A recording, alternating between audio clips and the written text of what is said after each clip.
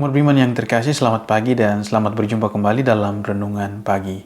Hari ini Minggu 12 Februari 2023. Bacaan Injil hari ini diambil dari Matius 5 ayat 20-37. Inilah Injil suci menurut Matius, dimuliakanlah Tuhan. Dalam khotbah di bukit, Yesus mengajar murid-muridnya, katanya, "Jika hidup keagamaanmu tidak lebih benar daripada hidup keagamaan para ahli Taurat dan orang-orang Farisi, kamu tidak akan masuk ke dalam kerajaan surga. Kamu telah mendengar apa yang difirmankan kepada nenek moyang kita. Jangan membunuh. Siapa yang membunuh harus dihukum.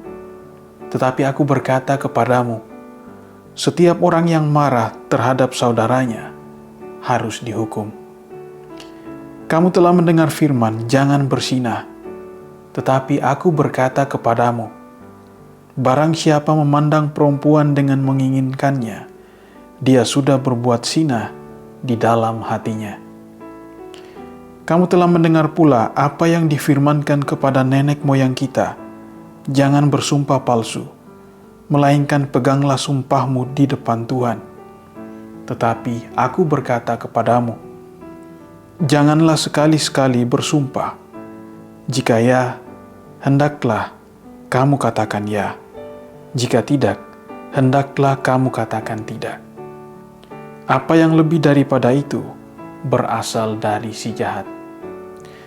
Demikianlah sabda Tuhan. Terpujilah Kristus. Umat beriman yang dikasihi Tuhan, selamat pagi semuanya. Apa kabar Anda hari ini? Semoga kita semua sehat di hari yang indah ini. Saya yakin kita semua pernah menonton YouTube, saya pun demikian. Ada seorang YouTuber bernama Jason Ray Fleck. Dia membuat sebuah video berjudul 50 Drop Wallet in Japan. Jadi video ini berisi tentang uji coba yang dilakukan oleh Jason terhadap orang-orang Jepang. Ia dengar bahwa orang Jepang itu adalah orang yang jujur, maka ia mencoba untuk mengisi dompetnya dengan uang, lalu ada tiket kereta, lalu ada kartu pengemudi, ya SIM. Lalu ia coba menjatuhkan 50 kali di tempat yang ia lalui di Jepang. Orang yang pertama, ketika ia melihat dompet Jason ini jatuh, ia mengambilnya dan mengembalikan ke Jason. Orang kedua melihat dompet Jason jatuh, ia mengambilnya dan mengembalikan ke Jason. Hingga orang ke-50. Semuanya ketika melihat dompet orang lain jatuh, mereka mengambilnya tanpa memanggil orang yang menjatuhkan itu, tetapi mereka mengambil dan membawa kepada orang itu, mengembalikan kepada pemiliknya. Dan Jason pun mengakui bahwa negara Jepang adalah negara yang jujur, orang-orangnya jujur. Menariknya, setelah video ini diupload di YouTube, ada begitu banyak komentar, ada begitu banyak viewers, ada banyak orang yang menonton video itu. Namun menariknya ada satu orang yang berkomentar demikian, "Jangan lupa bahwa budaya bukanlah sesuatu yang bisa dilakukan dalam waktu yang singkat. Ini harus dilakukan terus-menerus."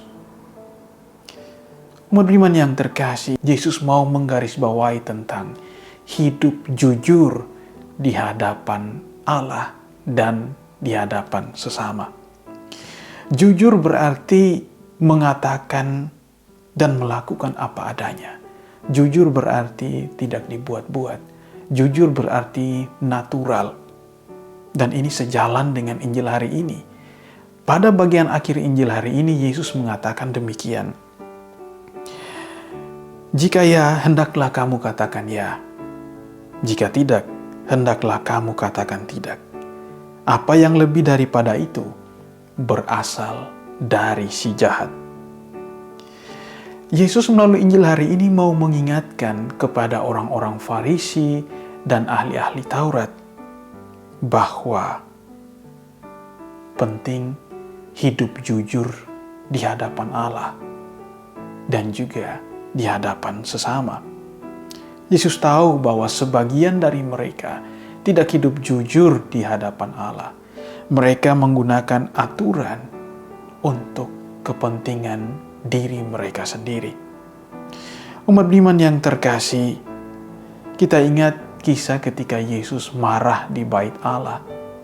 Ia marah karena bait Allah yang adalah tempat doa, tempat beribadah, malah dijadikan sebagai tempat berbisnis.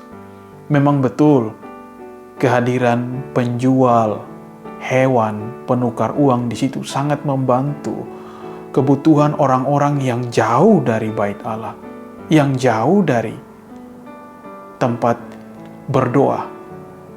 Tetapi lama-lama tempat ini disalahgunakan.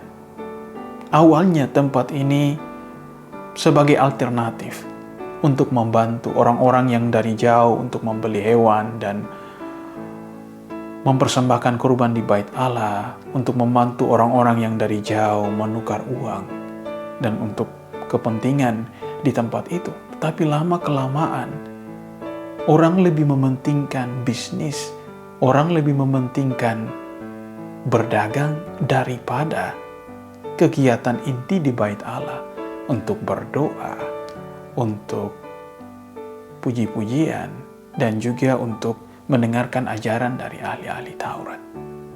Nah, inilah yang salah di mata Tuhan.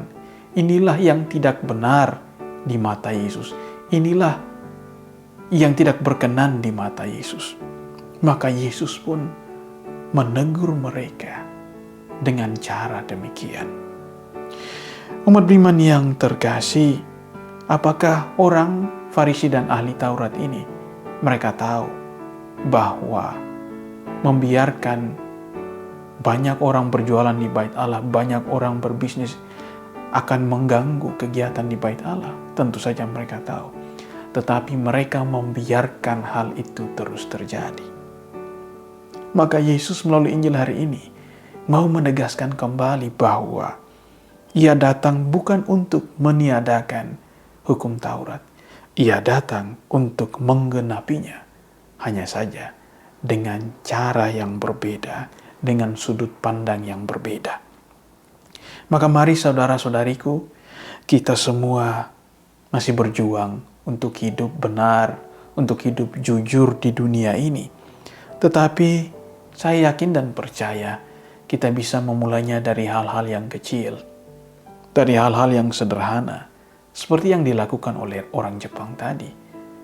Melihat dompet orang jatuh, mengembalikan ke orangnya. Dan banyak hal yang kita bisa lakukan dalam hidup kita. Mari kita berusaha terus untuk hidup benar dan jujur dari hal-hal yang kecil. Perlahan-lahan namun pasti.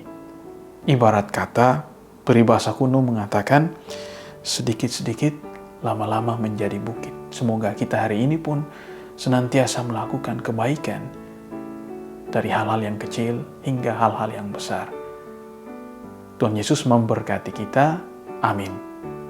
Semoga kita semua diberkati oleh Allah yang Maha Kuasa dalam nama Bapa dan Putra dan Roh Kudus. Amin. Selamat pagi semuanya, selamat berakhir pekan dan sampai jumpa.